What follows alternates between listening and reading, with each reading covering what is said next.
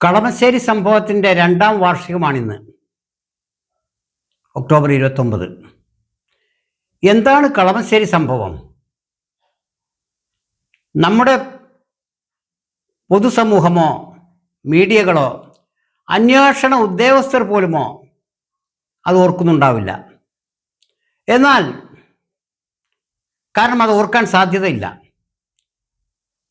എന്നാൽ രാഷ്ട്രത്തെ പ്രകമ്പനം കൊള്ളിക്കുകയും കേരളത്തെ പിടിച്ചുകുലുക്കുകയും ചെയ്ത ഒരു സ്ഫോടന പരമ്പര അരങ്ങേറിയത് എറണാകുളം കലൂരിൽ യഹോവ സാക്ഷികളുടെ ഒരു സമ്മേളന നഗരിയിൽ സ്ഫോടന പരമ്പര അരങ്ങേറിയത് ഒക്ടോബർ 29, കൃത്യം 2 വർഷം മുമ്പാണ്. രാഷ്ട്രവും സംസ്ഥാനവും നടുങ്ങിത്തെറിച്ചപ്പോൾ ആ സംഭവത്തിൻ്റെ ഉത്തരവാദിത്തം ഏറ്റെടുത്തുകൊണ്ട് ഒരാൾ മുന്നോട്ട് വരികയുണ്ടായി. അത് വന്നില്ലായിരുന്നുവെങ്കിലുള്ള ഭവിഷ്യത്തിനെ കുറിച്ചാണ് നമ്മൾ ഇപ്പോൾ വെറുതെ ഒന്ന് ഓർത്തു പോകുന്നത്. കളമശ്ശേരി സംഭവം എന്ന് പറയുമ്പോൾ ആർക്കും ഒരു ഓർമ്മയും ഉണ്ടാവില്ല. അധ്യാപകന്റെ കൈവെട്ട് കേസ് എന്നാൽ രാഷ്ട്രം, പൊതുസമൂഹം, മാധ്യമങ്ങൾ എല്ലാവരും ഓർത്തുകൊണ്ടേയിരിക്കുന്നൊരു കാര്യമാണ്. ഇന്ത്യ മഹാരാജ്യത്ത് നടന്ന ഏറ്റവും വലിയ ക്രൂരകൃത്യമായിട്ടാണത് ചിത്രീകരിക്കപ്പെട്ടത്. അത് ചെയ്തവർ ലോകത്തിലെ ഏറ്റവും വലിയ ഭീകരന്മാരും തീവ്രവാദികളുമായിട്ടാണ് ചർച്ച ചെയ്യപ്പെടുന്നത്. അധ്യാപകന്റെ കൈവെട്ട് കേസ്, അത് കഴിഞ്ഞ് എത്രയോ പേരെ 51 വെട്ടും 61 വെട്ടും തലവെട്ടും കൂട്ടക്കൊലകളും നടന്നിട്ടുണ്ടെങ്കിലും അധ്യാപകന്റെ കൈവെട്ട് കേസ് അത് തന്നെയാണ് രാജ്യം കണ്ട ഏറ്റവും വലിയ ക്രൂരകൃത്യം എന്ന നിലക്കാണ് മാധ്യമങ്ങളും മറ്റ് പക്ഷപാത നിരീക്ഷകരും, ഇടത് നിരീക്ഷകരും, വലത് നിരീക്ഷകരും, കപട നിരീക്ഷകരും നിരീക്ഷിച്ചുകൊണ്ടിരിക്കുന്നത്. ഇവിടെയാണ് കളമശ്ശേരി സംഭവത്തിലെ പ്രതി കുറ്റം ഏറ്റുപറഞ്ഞതിൻ്റെ പ്രസക്തി. സമൂഹം സ്ഫോടനം നടന്ന നിമിഷം മുതൽ ആളുകൾ ഉദ്ദേശിച്ച സമൂഹത്തിൽപ്പെട്ട ആളല്ലായിരുന്നു ആ പ്രതി എന്നുള്ളതാണ് വാസ്തവം. പ്രതിയുടെ പേര് ഡൊമിനിക് മാർട്ടിൻ എന്നൊരാളായതുകൊണ്ട് തന്നെ ഇത്രയും പ്രകമ്പനം കോളിളക്കം സൃഷ്ടിച്ച ഒരു സ്ഫോടന പരമ്പരയെക്കുറിച്ചുള്ള വാർത്തക്ക് എത്ര പെട്ടെന്നാണ് പ്രാധാന്യം നഷ്ടപ്പെട്ടത് എന്ന് കാണാം. അതേ സമയത്ത് അതൊരു മറ്റൊരു സമുദായത്തിലെ പേരുകാരനായിരുന്നുവെങ്കിൽ ഇന്നും കത്തി നിൽക്കുന്ന ഒരു വിഷയമായി അത് അവശേഷിച്ചേനെ. ഇന്നത് ഓർക്കുന്നു പോലുമില്ല ആരും. മാത്രമല്ല, ബഹുമാനപ്പെട്ട കേരള സർക്കാർ ആ സംഭവത്തെ UAPA ചുമത്താതെ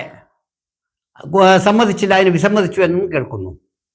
അതിനേക്കാൾ നിസ്സാരമായ, ജീവഹാനി പോലും സംഭവിക്കാത്ത കുറ്റകൃത്യങ്ങളിൽ UAPA ചുമത്തുമ്പോൾ ഇത്രയും 8-9 പേരുടെ ജീവൻ നഷ്ടപ്പെടുകയും 50ഓളം പേർക്ക് ഗുരുതരമായി പരിക്കേൽക്കുകയും ചെയ്ത ഒരു സ്ഫോടന പരമ്പര UAPAയുടെ പരിധിയിൽ വരുന്നില്ല പോലും.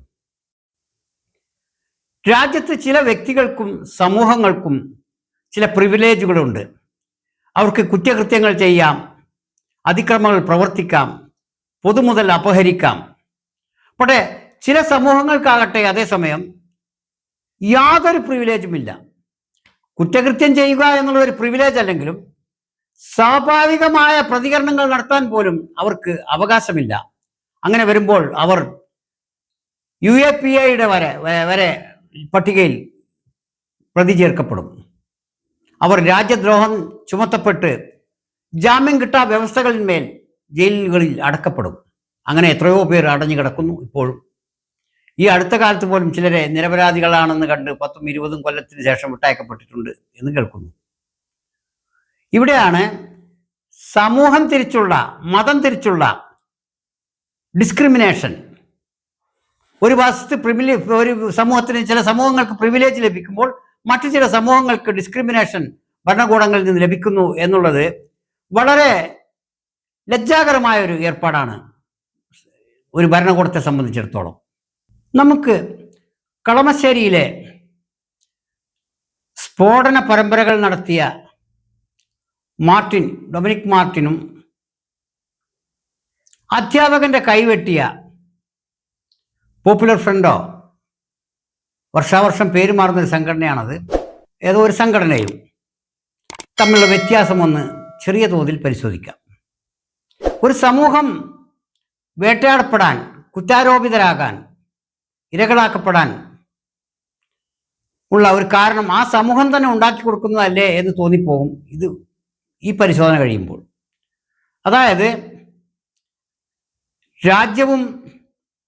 രാജ്യമൊന്നാകെ നടുങ്ങി നിൽക്കുന്ന സമയത്ത് നമ്മുടെ അന്വേഷണ ഉദ്യോഗസ്ഥന്മാരുടെ മിടുക്കുകൊണ്ടോ ഒന്നുമല്ല, കളമശ്ശേരി സംഭവത്തിന് ഉത്തരവാദിയായ വ്യക്തി പോലീസ് സ്റ്റേഷനിൽ ഹാജരായി തൻ്റെ കുറ്റം ഏറ്റുപറയുകയുണ്ടായി എന്ന് കേൾക്കുന്നു. വാർത്തകളാണ് ഇതിനാധാരം, നമ്മൾ നേരിട്ട് കാണാത്തതാണ്. ഏതായാലും ആ വ്യക്തി സ്റ്റേഷനിൽ ഹാജരായി തൻ്റെ ഐഡന്റിറ്റി വെളിപ്പെടുത്തുന്നത് വരേക്കും ഉത്കണ്ഠയുടെ മുൾമുനയിലായിരുന്നു രാജ്യവും സംസ്ഥാനവും. ഒരുപാട് പേർ ഒരു നിശ്ചിത സമുദായത്തെ ഇതിൻ്റെ പേരിൽ കുറ്റവാളികളായി കണ്ട് മംഗളൂരു പോലെയുള്ള സ്ഥലങ്ങളിൽ ചില ആളുകളെ വിളിച്ച് അന്വേഷണ ഉദ്യോഗസ്ഥർ പീഡിപ്പിക്കുന്നതായി പോലും കേട്ടു തുടങ്ങി. ആ സമയത്താണ് ഇദ്ദേഹത്തിൻ്റെ കീഴടങ്ങൽ. ഇത് സംഭവഗതിയെ ആകെ തകിടം മറിച്ചു കളഞ്ഞു. കാരണം വലിയ കോൺസ്പിറസിക്ക് കാത്തിരുന്ന ഒരുപാട് പേരെ അത് നിരാശരാക്കി. നിരീക്ഷക വേഷം കെട്ടിയ പലരും വായടക്കി മൗനമായി. അതേ സമയത്ത് എന്തുകൊണ്ടാണ് അധ്യാപകന് നേരെ ഉണ്ടായ ആക്രമണം ഇപ്പോഴും പറഞ്ഞുകൊണ്ടിരിക്കുന്നത് എന്ന് വെച്ചാൽ, അവിടെ ഉണ്ടായ ഒരു വ്യത്യാസം, അധ്യാപകനെ ആക്രമിച്ചവർ മാർട്ടിനെ പോലെ നിയമത്തിന് നേരിട്ട് പോയി കീഴടങ്ങുകയുണ്ടായില്ല. അവരെ അന്വേഷിച്ച് പിടിക്കുകയാണ് നിയമം ചെയ്തത്. ഇത് വലിയ വ്യത്യാസമുണ്ട്.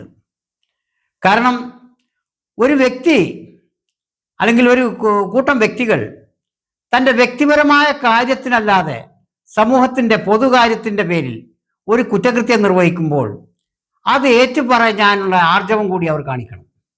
അവർ കാണിക്കണം. ഒരു കുറ്റകൃത്യം സമൂഹത്തിന് വേണ്ടിയാണെന്ന പേരിൽ ഒരു കുറ്റകൃത്യം നിർവഹിച്ച് ഓടിയൊളിക്കുമ്പോൾ ആ സമൂഹം തന്നെയാണ് ആദ്യം വേട്ടയാടപ്പെടുക എന്ന വസ്തുത പ്രാഥമിക വിവരമെങ്കിലും ഇവർക്കുണ്ടായിരിക്കണം. അതല്ലാത്തവൻ പൊതുസമൂഹത്തിന് വേണ്ടി, ദൈവങ്ങൾക്ക് വേണ്ടി, തത്വശാസ്ത്രങ്ങൾക്ക് വേണ്ടി അന്യരെ ആക്രമിക്കാൻ നിൽക്കരുത്. ഇവിടെ ചില ആളുകൾ ഈ അടുത്ത കാലത്തായി ചില രാഷ്ട്രീയ പ്രസ്ഥാനങ്ങളുടെ പേരിൽ മതങ്ങളുടെയും മറ്റ്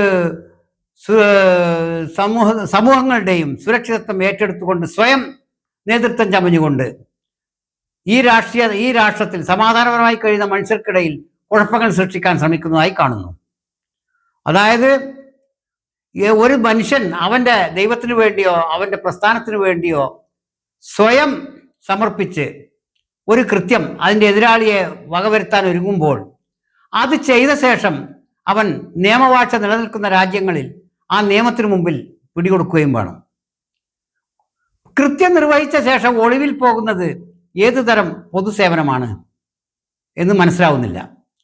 അതായത് ഒരാളെ ആക്രമിച്ച ശേഷം ഒളിവിൽ ഒളിക്കുക, എന്നിട്ട് കുറ്റവാളിയെ തിരഞ്ഞെടുക്കുന്ന അന്വേഷണ ഉദ്യോഗസ്ഥർ കണ്ട സ്ഥലങ്ങളിൽ നിരപരാധികളെ വേട്ടയാടുക, ഇത് അംഗീകരിക്കാനാവില്ല. അതുകൊണ്ട് നമ്മുടെ ചുറ്റിനും ഇപ്പോൾ നടന്നുകൊണ്ടിരിക്കുന്ന നമ്മുടെ രക്ഷകരായും ശിക്ഷകരായും നടക്കുന്ന ആളുകളെ നമുക്ക് മുഖവിലക്കെടുക്കാനാവില്ല. ശിക്ഷകരെ നമുക്ക് അകറ്റി നിർത്താം, നമ്മളെ ശിക്ഷിക്കാൻ നടക്കുന്നവരെ. പക്ഷേ രക്ഷകരെന്ന് പറഞ്ഞ് നമ്മളോടൊപ്പം തന്നെയുള്ളവരെ നമ്മൾ സൂക്ഷിക്കേണ്ടിയിരിക്കുന്നു. സൂക്ഷ്മത എല്ലാറ്റിനും നല്ലതാണ്. അങ്ങനെ വരുമ്പോൾ നമുക്ക് ഒരുപാട് ആരോപണങ്ങളിൽ നിന്ന്, ഇതുപോലെയുള്ള പൊതുസമൂഹത്തിൻ്റെ കണ്ണിലെ കരടായി മാറുന്നതിൽ നിന്ന് രക്ഷ നേടാനാവും. ഒരു സമൂഹത്തിനെതിരെ ലജ്ജയില്ലാത്ത ജൽപ്പനങ്ങൾ നടത്തിയ ഒരാൾ മറ്റൊരു സമൂഹത്തിനെതിരെ മാനംകെട്ട പ്രവൃത്തികൾ നടത്തുന്നവർക്ക് സമ്മാനദാനം നിർവഹിക്കുന്ന ഒരു ചടങ്ങും ഈയിടെ നമ്മുടെ സംസ്ഥാനത്ത് അരങ്ങേറുകയുണ്ടായി. വേഷത്തിലും വർത്തമാനത്തിലും അവർ മറ്റു പലതുമാണ് പറയുന്നതെങ്കിലും അവർ മുഴുവനും ഒരു നിശ്ചിത സമൂഹത്തോടുള്ള ഫോബിക്കിൻ്റെ പ്രചാരകരാണെന്ന് കാണാം. അതായത് ഫോബിയ പരത്തുക എന്നുള്ളതാണ് അവരുടെ പൊതുപ്രവർത്തനം. അവരെ കരുതിയിരിക്കണം നമ്മൾ. അവരെ കരുതിയിരിക്കുന്നത് പോലെ തന്നെ അതേ നാണയത്തിൽ, അതേ ജാഗ്രതയോടെ ഈ സമൂഹത്തെ രക്ഷിക്കാൻ നടക്കുന്നവരെയും ഈ സമൂഹത്തിന് വേണ്ടി കയ്യോ കാലോ തലയോ വെട്ടാൻ നടക്കുന്നവരെയും സൂക്ഷിക്കേണ്ടതായിട്ടുണ്ട്. ആരും ആർക്കു വേണ്ടിയും ആരുടെയും തലയോ കയ്യോ കാലോ വെട്ടേണ്ടതായിട്ടില്ല. അതിന് നമുക്കൊരു നിയമ സംവിധാനമുണ്ട്. അതിൻ്റെ നിയമവാഴ്ചയും ഇവിടെ മറ്റെന്തെല്ലാം കുറവുകളുണ്ടെങ്കിലും നല്ല തോതിൽ നല്ല രീതിയിൽ നടക്കുന്നുണ്ട്. ആ നിയമത്തിന് പിടിച്ചു കൊടുക്കുക എന്നുള്ളതല്ലാതെ നിയമം സ്വയം കയ്യിലെടുത്ത് കുറ്റകൃത്യങ്ങൾ ഏർപ്പെട്ട് ഓടിയൊളിക്കുന്ന സമ്പ്രദായം ഒരു സമൂഹത്തിനും ഗുണകരമാവില്ല. അതിൻ്റെ പേരിൽ പഴി കേൾക്കേണ്ട സമൂഹങ്ങളെ നമ്മൾ കുറ്റപ്പെടുത്തിയിട്ട് കാര്യമില്ല. ഒരു കുറ്റകൃത്യം ചെയ്തേ അടങ്ങൂ എന്നുണ്ടെങ്കിൽ അത് ചെയ്തു കൊള്ളുക.